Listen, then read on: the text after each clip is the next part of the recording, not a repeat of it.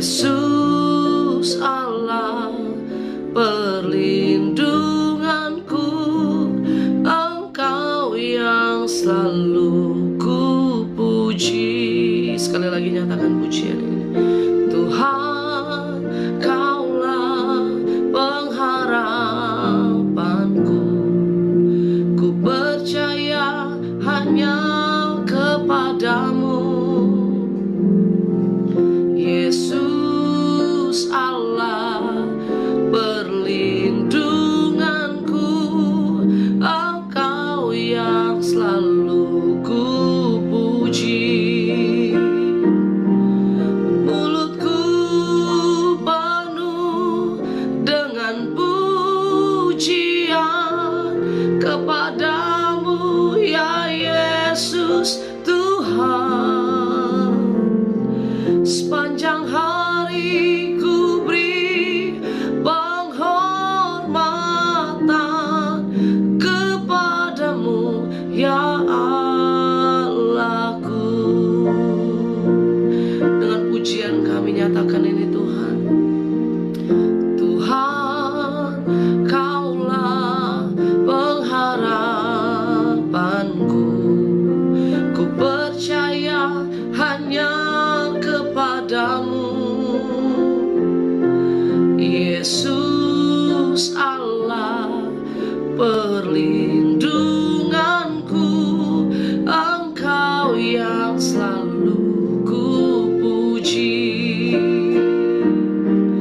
Mulutku penuh dengan pujian kepadamu ya Yesus Tuhan. Sepanjang hari ku beri penghormatan kepadamu ya Allahku. Angkat suara sembah Tuhan, katakan mulutku penuh dengan pujian kepadamu ya Yesus Tuhan. Sepanjang hari ku beri penghormatan kepadamu ya Allahku. Sepanjang hari ku beri penghormatan kepadamu ya Allahku. Sepanjang hari ku beri penghormatan kepadamu ya Allahku. Terima kasih Yesus. Mulutku penuh pujian kepadamu Tuhan. Hatiku penuh nyanyian kepadamu. Haleluya. Terima kasih Tuhan, terima kasih Bapa. Mulut kami penuh pujian, mulut kami penuh nyanyian, mulut kami penuh dengan ucapan syukur, menceritakan setiap kebaikan Tuhan dalam hidup kami. Ini komitmen dan janji kami kepadamu Bapa. Biar sepanjang hari ini mulut kami hanya memuliakan nama Tuhan. Tuhan Yesus, kami mau merenungkan firman Tuhan, berfirman buat kami, kami buka hati kami di dalam nama Tuhan Yesus. Haleluya. Haleluya, amin, amin, haleluya. Shalom, saudaraku yang dikasihi Tuhan, haleluya. Kembali dalam morning devotion pagi hari ini. Lewat pujian ini kita boleh sama-sama dikuatkan. Sepanjang hari ini mulut kita penuh dengan pujian, mulut kita penuh dengan nyanyian, mulut kita jangan penuh dengan sungut-sungut, jangan penuh dengan bantahan, jangan penuh dengan gosip. Tapi pakai mulut kita hanya untuk memuji, memuliakan nama Tuhan. Yang mau katakan amin, haleluya, amin. Pujian yang luar biasa yang baru saja kita nyanyikan dari hambanya pendeta Weliar Kauntu, diambil dari Mazmur 71 ayat yang ke-8. Mulutku penuh dengan puji-pujian kepadamu dan penghormatan kepadamu sepanjang hari. Haleluya.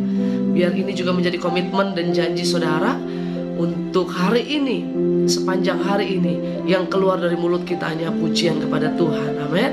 Saudaraku, kita akan baca dalam Kisah Rasul pasal yang ke-16. Kisah Rasul pasal yang ke-16.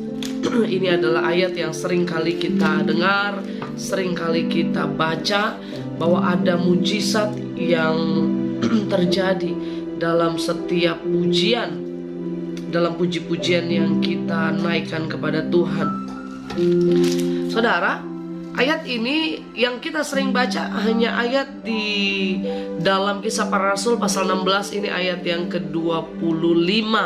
Peristiwa yang dialami oleh Paulus dan Silas, satu kejadian spektakuler, extraordinary, ya kan?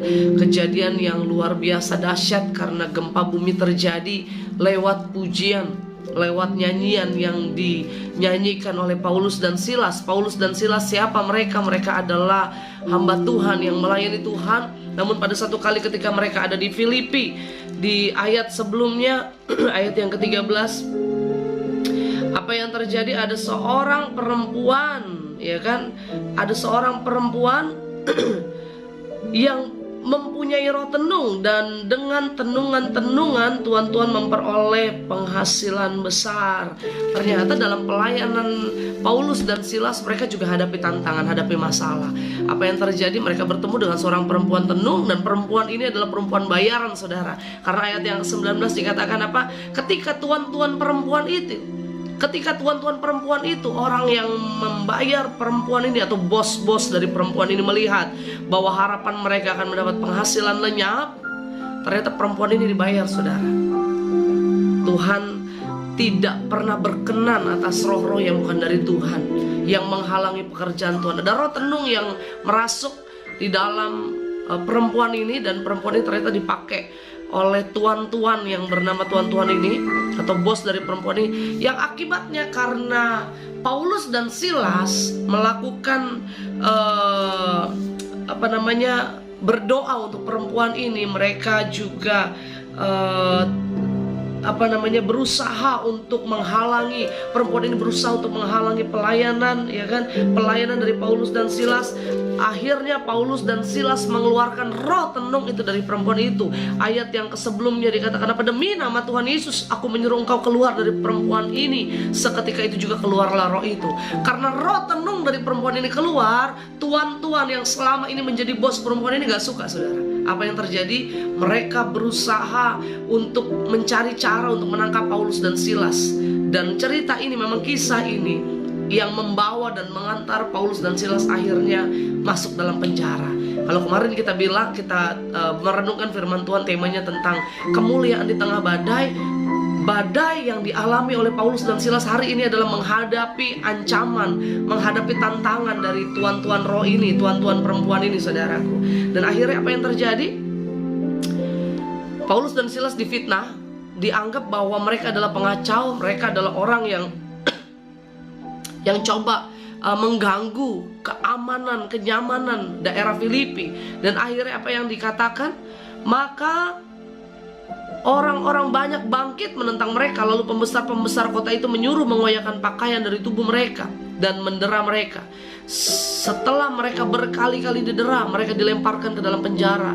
Kepala penjara diperintahkan untuk menjaga mereka dengan sungguh-sungguh. Sesuai dengan perintah itu, kepala penjara memasukkan mereka ke ruang penjara yang paling tengah dan membelenggu kaki mereka dengan pasungan yang kuat. Apa yang terjadi? Paulus dan Silas dimasukkan ke dalam penjara yang paling tengah. Saya mengajak saudara, mungkin penjara yang paling tengah berbicara dengan satu keadaan yang tidak ada kehidupan.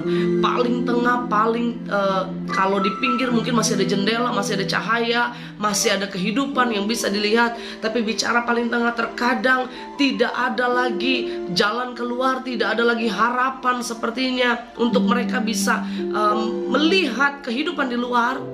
Sangat tertekan apa apa yang mereka alami bukan hanya bicara tertekan secara fisik, tapi mental, psikis mereka juga sangat mendapatkan tekanan. Dan apa yang terjadi, kalimat ini juga, ayat ini juga menjelaskan, kaki mereka dibelenggu dengan pasungan yang kuat. Saudara bisa bayangkan mereka ada dalam penjara, keadaan gelap, keadaan pengap, ruangan yang tidak nyaman. Bukan hanya sampai di situ, kaki mereka dibelenggu dengan belenggu yang sangat kuat. Artinya tidak ada celah untuk mereka bisa bergerak. Saudara yang dikasihi Tuhan, begitu berat penderitaan yang Paulus dan Silas alami saat itu. Mungkin kalau kita menghadapinya, mereka bukan hanya ditekan secara fisik, sekali lagi saya katakan, mental mereka ditekan. Tujuannya apa? Supaya mereka menyerah, saudara. Dan akhirnya mereka, mungkin yang diinginkan adalah mereka bisa mati pelan-pelan, saudara yang dikasihi Tuhan. Tetapi yang luar biasa, ayat yang ke-25 ini kita akan baca. Di tengah tekanan, di tengah tantangan, Paulus dan Silas tidak menyerah. Apa yang Paulus dan Silas lakukan? Tetapi kira-kira tengah malam, Paulus dan Silas berdoa dan menyanyikan puji-pujian kepada Allah. Dan orang-orang hukuman lain mendengarkan mereka. Di tengah pasungan, di tengah tekanan, di tengah ancaman, bahkan di tengah malam yang gelap, mungkin situasi sangat menakutkan, situasi sangat mencekam saat itu, Paulus dan Silas tidak menangis dan saling menyalahkan satu dengan yang lain. Mungkin mereka tidak berantem satu dengan yang lain, atau mungkin mereka bersungut-sungut, ya kita melayani Tuhan ternyata begini ya, kita sudah banyak memenangkan jiwa ternyata begini ya, ya ngapain kita lanjutin melayani Tuhan. Tetapi Paulus dan Silas tidak berdebat soal itu. Paulus dan Silas mengambil keputusan penting, keputusan yang luar biasa. Mereka berdoa dan menaikkan pujian, menyanyikan pujian kepada Allah. Makanya saudara yang dikasihi Tuhan, kalau hidup kita banyak himpitan, hidup kita banyak tekanan, hidup kita mungkin seringkali masalah yang kita hadapi gak kelar-kelar, bahkan makin hari makin berat masalah yang kita hadapi. Jangan pernah mengeluh, jangan pernah menyalahkan orang lain, tapi lipat tangan, cari wajah Tuhan, tutup pintu kamar, berdoa, nyanyikan pujian-pujian indah kepada Tuhan, ya kan? Biar setiap mulut kita memuliakan nama Tuhan. Paulus dan Silas mengambil keputusan untuk menyanyikan puji-pujian kepada Allah, dan orang-orang hukuman lain mendengarkan mereka. Artinya apa? Paulus dan Silas menyanyikan pujian dengan suara keras. Mereka gak nyanyi dengan suara yang lembut, mungkin hanya mereka berdua yang dengar, tidak. Tapi mereka di tengah pasungan, di tengah tekanan, mereka memuji Tuhan dengan keras. Sehingga dikatakan apa? Tahanan-tahanan lain mendengar, kamar-kamar lain mendengar, penjara-penjara sebelah ujung sampai ujung mendengarkan mereka. Dan akhirnya apa yang terjadi, saudara? Ayat 26 dikatakan, akan tetapi terjadilah gempa bumi yang hebat, sehingga sendi-sendi penjara itu goyah.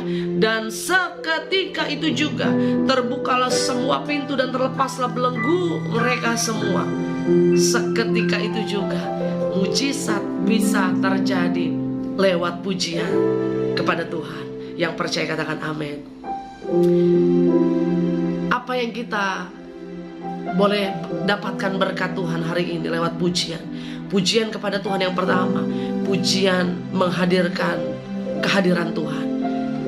Pujian yang kita naikkan kepada Tuhan menghadirkan hadirat Tuhan ada di tengah-tengah kita. Waktu kita menaikkan pujian, waktu kita memuji Tuhan, di situ hadirat Allah ada di tengah-tengah kita, sehingga memberikan damai, memberikan sukacita, memberikan ketenangan. Ingat firman Tuhan berkata, Allah bersemayam di atas puji-pujian umatnya. Waktu kita memuji Tuhan, mungkin saudara memuji Tuhan, saya gak punya waktu memuji Tuhan, tapi dalam pekerjaanmu engkau memuji Tuhan, engkau setel musik, lagu rohani, engkau ikut memuji Tuhan. Mungkin engkau seorang ibu yang sedang masak, engkau memuji Tuhan, ya kan? Engkau sambil memasak, menggoreng, atau bekerja sebagai ibu rumah tangga, engkau menyanyikan nyanyian kepada Tuhan. Di situ Allah tetap hadir. Yang kita percaya yang pertama, Tuhan hadir dalam setiap pujian penyembahan kita. Yang kedua, pujian mendatangkan mujizat. Tadi kita sudah baca lewat pujian yang dinaikkan oleh Paulus dan Silas. Gempa bumi terjadi, belenggu mereka terlepas, dan akhirnya mereka bebas. Mereka melihat mujizat yang tadinya belenggu sangat kuat ada pada kaki mereka. Tapi firman Tuhan berkata apa? Gempa bumi, karena ada pujian, ada penyembahan, mujizat bisa terjadi, saudaraku. Hari ini kalau kita mau lihat mujizat, jangan pernah lupa untuk kita memuji Tuhan. Jangan cuma bilang, Tuhan saya mau terima mujizat, saya mau disembuhkan, saya mau diberkati, saya mau dipulihkan, rumah tangga saya akan dipulihkan. Tapi engkau malas memuji Tuhan, engkau malas berdoa, engkau malas bersekutu dengan Tuhan. Tapi biarlah hari ini kita diingatkan Tuhan untuk kita tetap untuk memuji Tuhan, untuk kita mau untuk memuji Tuhan. Yang terakhir saudara, lewat pujian juga bisa membawa keselamatan. Dari mana kita tahu pujian membawa keselamatan? Waktu kepala penjara melihat ada gempa bumi, kepala penjara panik karena tahanan-tahanan bisa terlepas, belenggu-belenggu terlepas. Dan akhirnya apa dikatakan selain ayat-ayat selanjutnya?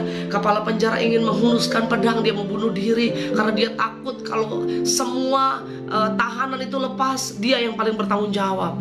Akhirnya apa dikatakan? Apa yang harus saya lakukan? Dia bertanya kepada Paulus dan Silas. Paulus dan Silas apa menjawabnya? Percayalah kepada Tuhan Yesus Kristus dan engkau akan selamat, engkau dan seisi rumahmu. Artinya lewat pujian yang dinyanyikan Paulus, Tuhan memberikan mujizat, yaitu gempa, yaitu terlepasnya belenggu. Dan akhirnya lewat pujian penyembahan, Tuhan mau menyatakan kemuliaannya. Ada keselamatan yang terjadi bagi kepala penjara dan keluarganya. Saudara dikasih Tuhan, pasal ini, ayat-ayat ini mengingatkan kita betapa kuasa dari pujian dan penyembahan sangat luar biasa. Saudaraku yang dikasih Tuhan, jangan pernah menyepelekan waktu engkau memuji Tuhan. Capek saya memuji Tuhan, mendingan saya dengar lagu-lagu yang lagi hits lah sekarang, lagu-lagu sekuler lah. Itu gak salah saudara, boleh saudaraku. Tapi jangan lupa bahwa kita diciptakan untuk memuji Tuhan. Saudara dan saya diciptakan Tuhan untuk satu tujuan, yaitu memuji Tuhan. Karena Tuhan tidak bisa memuji dirinya sendiri. Yang bisa memuji Tuhan adalah manusia. Kita semua ciptaan Tuhan. Karena itu jangan pernah malu untuk memuji Tuhan dimanapun kita berada. Setel pujian rohani di rumah, setel pujian rohani di mobil, setel pujian rohani di kantor, setel pujian rohani. Maka saya percaya lewat pujian yang kita naikkan, di situ ada hadirat Tuhan, di situ ada mujizat, di situ akan ada keselamatan. Kita berdoa. Bapak terima kasih Tuhan, hari ini kami diberkati bahwa setiap mulut yang keluar, perkataan yang keluar dari mulut kami, itu adalah pujian kepada Tuhan. Dan lewat pujian itu, Engkau hadir di tengah-tengah kami, Engkau bersemayam atas pujian umat-Mu. Dan kami percaya lewat pujian mendatangkan kuasa Tuhan, mendatangkan mujizat Tuhan. Apa yang tidak mungkin, apa yang mustahil bagi manusia, ketika kami memuji Tuhan, di situ kuasa Allah bekerja, mujizat Tuhan dinyatakan di dalam nama Tuhan Yesus. Kami yang sakit, ketika kami memuji Tuhan, di situ aliran kesembuhan terjadi. Kami yang sedang merasa lemah, putus asa, hampir menyerah, ketika kami memuji Tuhan, ada mujizat, ada kelepasan, ada kemenangan yang Tuhan nyatakan dalam kehidupan kami. Dan yang terakhir, ketika kami memuji Tuhan, keselamatan terjadi. Orang boleh mendengar puji-pujian yang kami setel, yang kami nyanyikan. Orang boleh melihat pujiannya sangat memberikan ketenangan, pujian yang meneduhkan. Itu boleh menjadi berkat buat orang-orang sekitar kami. Hamba berdoa setiap anak-anakmu yang hari ini mendengarkan Morning Devotion, mereka adalah seorang pemuji Tuhan, mereka adalah seorang penyembah Tuhan. Mereka boleh senantiasa menggunakan hidup mereka hanya untuk menyenangkan hati Tuhan. Berkati setiap anak-anakmu dalam pekerjaan, usaha, bisnis, rumah tangga sepanjang hari ini. Hari berkat, hari mujizat, hari Tuhan bekerja dengan cara yang ajaib. Di dalam nama Yesus kami berdoa. Haleluya, haleluya. Amin. Selamat berjalan dalam rencana dan berkat Tuhan. Tuhan Yesus memberkati. Shalom, haleluya.